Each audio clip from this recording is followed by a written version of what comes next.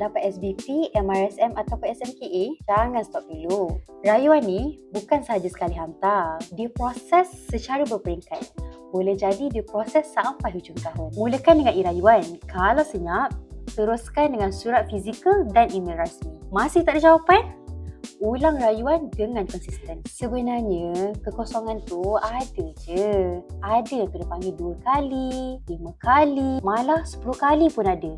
Benda-benda macam ni berlaku dekat SPP dan juga MRSM. Mungkin kekosongan ni berlaku sebab adik-adik tu tak nak pun masuk sekolah tu. Maksudnya bukan sekolah pilihan. Jadi, masih lagi ada peluang untuk adik-adik yang nak masuk ke SPP, MRSM ataupun SMKE. Jangan berhenti terlalu awal.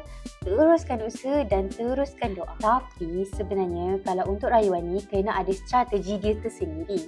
Kalau nak tahu maklumat lebih lanjut ataupun macam mana strategi untuk buat rayuan ni, boleh datang ke open day kita 4 hari bulan 1 ni di Fly High Education Center di Seksyen 13 Shah Alam.